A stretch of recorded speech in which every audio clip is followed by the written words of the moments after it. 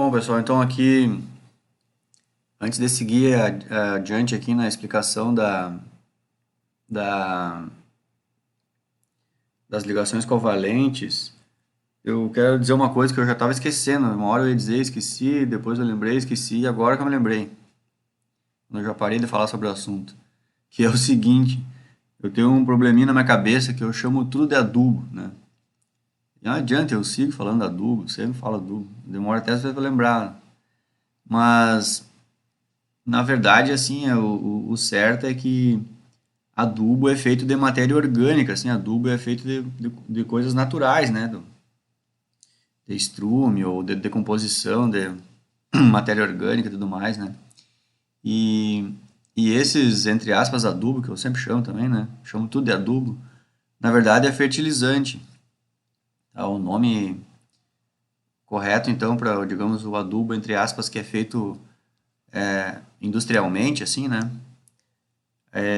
O certo é chamar fertilizante, né? Então, acho que e eu falando errado é tranquilo, porque um químico falando coisa na área da agronomia, falando as coisas erradas é mais tranquilo. Mas eu acho que vocês não vão poder falar errado que nem eu, né? Tem que falar certinho as coisas, tá? Então, beleza. Senão eu já tava indo adiante no slide e voltei e me lembrei, daí então tá em tempo esclareci esse detalhezinho aí.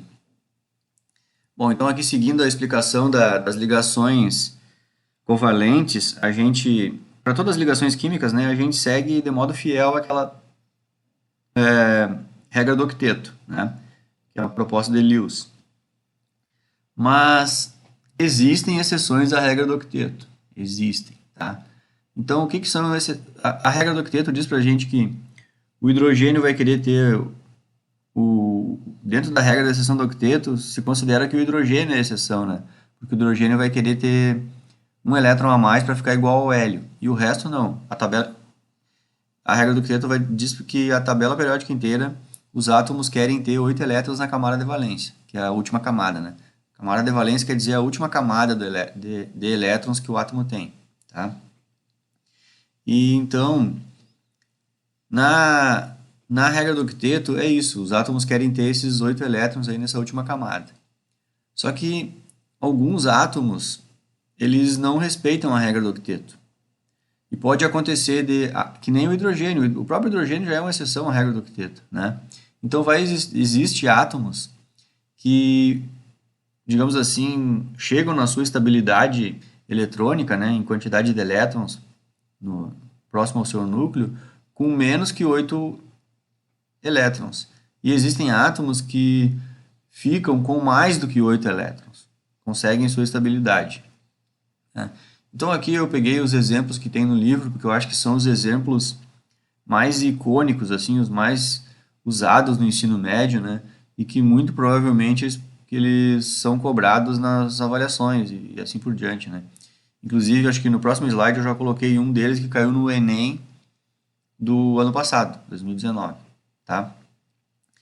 Bom, então, vamos lá. Um primeiro exemplo de átomo que não respeita a regra do octeto, né, que é bem comum, é o berilo. Vamos pegar aqui a tabela periódica, o berilo é aqui, ó, ele é metal alcalino terroso, tá?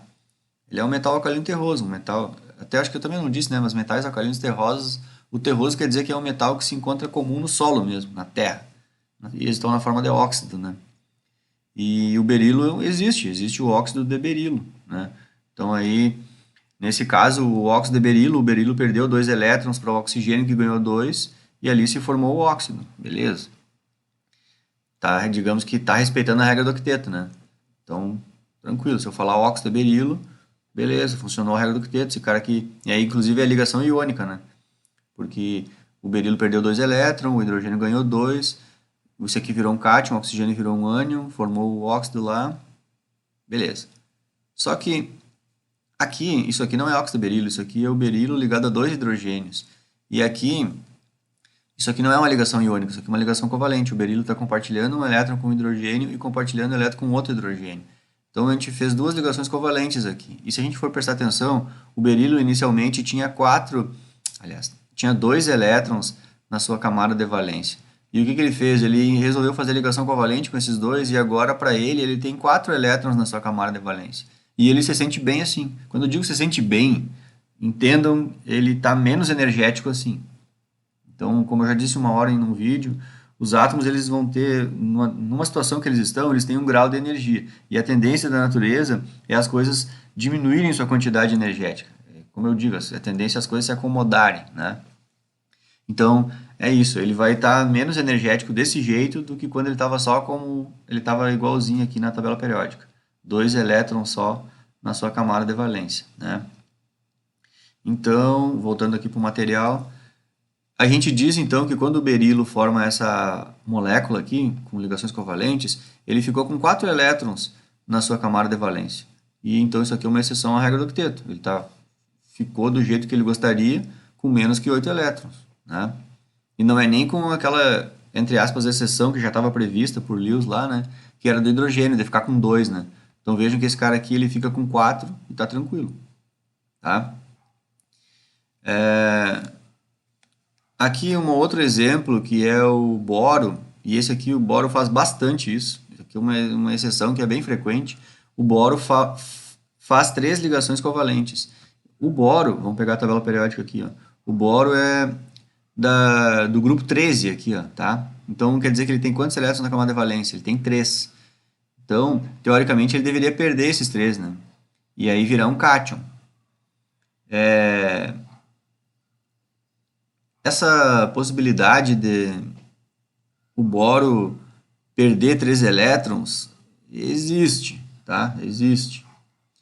Mas é bem pouco frequente, inclusive, assim como eu falei que existe óxido de berilo, existe, por exemplo, a gente encontra, né, óxido de boro. Então aqui o boro perde 3 elétrons, você combina com o oxigênio que ganha esses elétrons. Mas é bem mais comum ainda o boro fazer 3 ligações covalentes. Então por isso que ele é uma das exceções aqui também que existem, né? E se o boro faz 3 ligações covalentes, vejam que ele acaba ficando, então, ele só tinha 3 elétrons na última camada, né?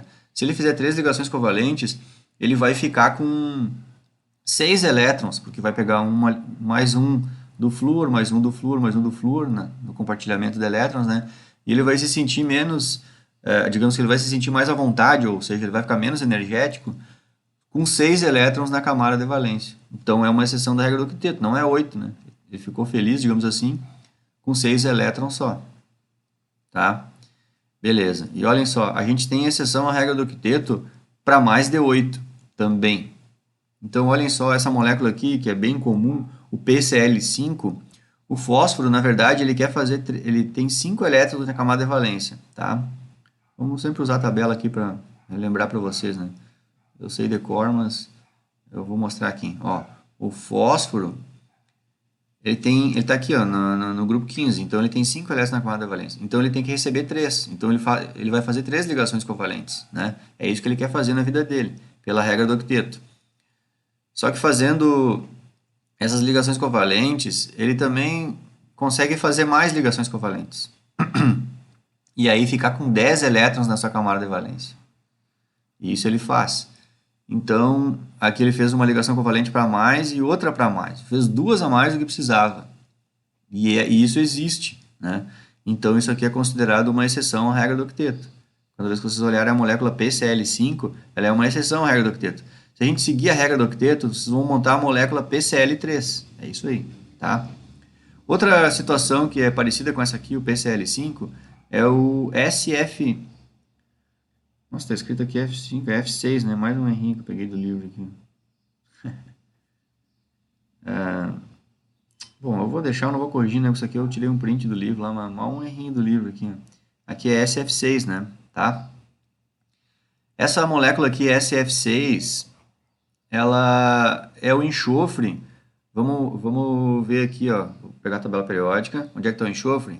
Do grupo 16, ó, tá? O enxofre, ele tem 6 elétrons na camada de valência. Então, o que ele quer fazer é 2 ligações covalentes e deu. É a mesma coisa que o oxigênio, não forma água lá, né? O enxofre quer fazer 2 ligações só. E olha o que o enxofre consegue fazer. Ele consegue fazer 6 ligações covalentes. Ele faz as 2 que ele precisava e 4 para mais. O enxofre fazendo essas 6 ligações covalentes, que isso aqui é uma molécula bem comum, ele vai ficar com 12 elétrons na sua camada de valência. E isso existe. Então, isso aqui é uma exceção à regra do octeto, tá? E mais para frente aqui eu peguei mais dois exemplos, né, de exceção à regra do octeto, e daí já é a exceção à regra do octeto, e daí já é uma outra exceção de uma coisa que o professor de química sempre fala no ensino médio, que os gases nobres não reagem com ninguém, blá blá blá blá blá blá. Beleza. Aí tu chegou lá no Enem no ano passado, era uma dessas moléculas aqui que estava no Enem, ó, dizendo que os gases nobres não reagem com ninguém, mas aí no ano tal descobriram que conseguiram formar moléculas com gases nobres, e era mais ou menos assim a questão. E aí eu não me lembro qual das duas aparecia na prova lá. Pô, botava lá na prova. Aí imagina, tu estudando ensino médio, o professor sempre disse que gases nobres não reagem com ninguém, aí tu chega lá e diz que reage. Eita vida. Então aqui, ó, essas duas moléculas aqui, elas já foram sintetizadas, né, e elas existem. Então, portanto, qual é a explicação? Isso aqui não segue a regra do octeto. Porque seguindo a regra do octeto, é seguindo a regra do octeto que a gente diz que os gases nobres não reagem, né?